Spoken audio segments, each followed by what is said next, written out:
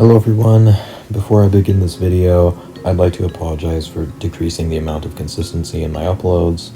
I'm going through some stuff right now, so please be patient when expecting a new upload. Now let's get on with the video. Beware of minor spoilers. In this video there are brief spoilers for Departments 1 to 2. Do not view if you want a blind playthrough.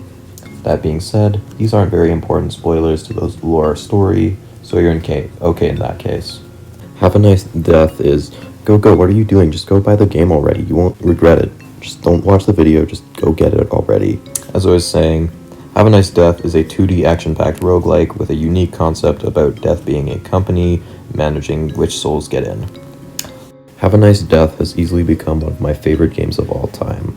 When I first saw the trailer for it, I knew this game would be an experience like no other, that I would love everything about this game. From the art, to the atmosphere, to the characters, to the gameplay, and I can say with confidence that it not only met my expectations, but exceeded them.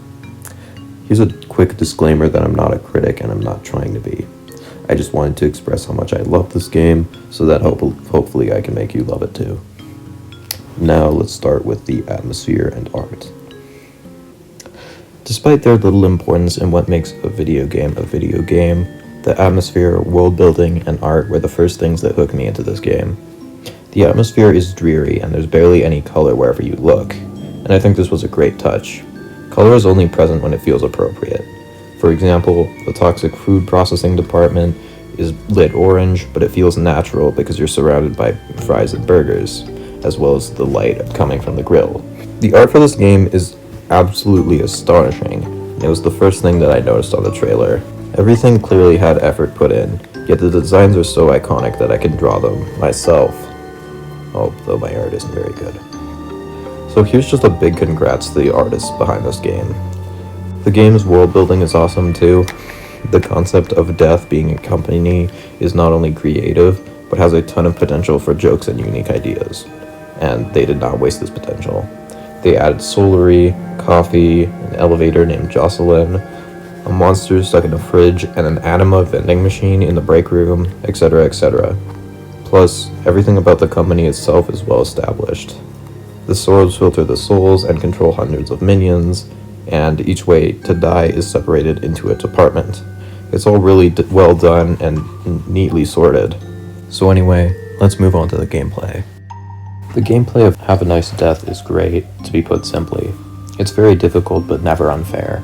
The attacks of enemies are indicated clearly and can be avoided and countered with enough skill and mobility. The controls are completely natural and every defeated enemy gives you satisfaction.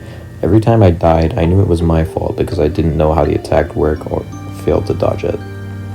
The game makes you feel powerful and fast, and the feeling only grows as you get better at the game. As you make your way deeper through the run, you collect stronger upgrades and secondary weapons to enhance your arsenal. But to obtain the most powerful items and curses, it comes at a cost. You'd need to choose a more dangerous floor to receive the best loot, or just miss out on a floor that offers different benefits. The risk-reward gameplay is executed wonderfully, and the choices are difficult to make. The introduction of Thanagers really nails this in. Thanagers are optional mini-bosses that give you animas and a curse card if you defeat them. However, if you aren't prepared or skilled enough, they could cause a massive loss of health or even death. Now I'm going to move on to my third and favorite part of this video, the character design. Here's where the main spoilers come in, including a few low-level enemies and the first boss. Again, neither are very story-bound, but if you want a blind playthrough, you shouldn't watch this part. Skip to the following timestamp to avoid. Character design has always been something I've loved. The characters are the first things you think of when you look at a book, movie, video game, etc. Character design should be memorable, unique, and interesting. And wow, this game does it so well. The first boss for this game is a laid-back, rude, and muscular gargoyle named Brad, who makes constant social media references and uses his cell phone to take a selfie, which turns him into a stone statue, and then he falls down like an anvil. The fact that I've just read that sentence out loud just feels so surreal. There's so much imagination and thought put into this game. Brad isn't even exceptional for this game's level of creativity. There's this Thanager that's a burger who uses those obscure toothpicks like swords. There's a soda bottle ninja who uses a straw as a katana. There's like a flying book that shoots paper airplanes at you. And I could go on, except I can't because that'd lean into spoiler territory. And not only are they creative, but every character is likable in their own special way. Pumpkin is cute and lovable because of their enthusiasm. Brett has a hilariously booming personality and ego. Claude is just based. I mean, like, just look at him, man. Death himself is a likable, funny, and relatable protagonist. This is probably the last time this sentence is ever going to be said by me. Before leaving my final thoughts, I'm going to use the following time to talk about some other features of the game that were too small to make it into a whole video segment. So, first, the biggest little detail. The game mentions burnout and mental health a lot. I'm not going to go far into this since I myself am not experienced enough to critique a representation of it. However, I do appreciate that the game is aware of this issue. It's rare that a video game would go into a topic like this, and it is nice to see it explored.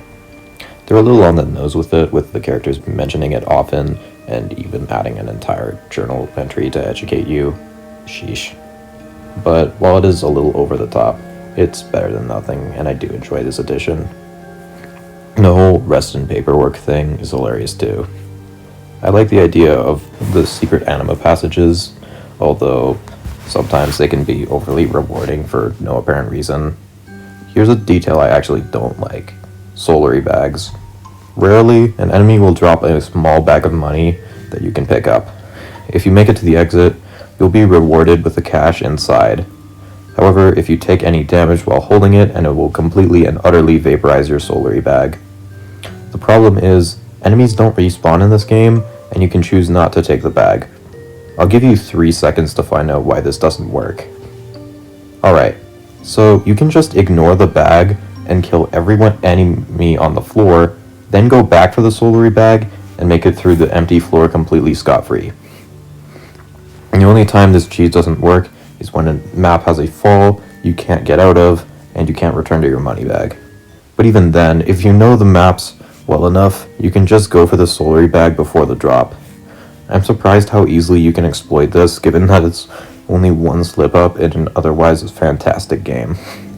The music is also very well constructed and is great to listen to. I recommend checking it out after you play some of this game. Although, don't trust me with that one. I'm a Playboi Carti fan. I have awful taste in music. I don't know what there's left to say, man. This is a masterpiece of the game, and you should play it if you haven't already. I've enjoyed this more than any other game I've played, and it's placed a long-lasting impact on me ever since I've played through it all. Now, despite being my favorite, I don't believe it to be the best game of all time, or even the best I've played, but there's so much I like about this game that it has to be my favorite. 10 out of 10. That's all for today. Thanks for making it to the end. If you're interested in more of my content, or just want to see more reviews, leave a comment or talk about it in my Discord. With that out of the way, goodbye and good night.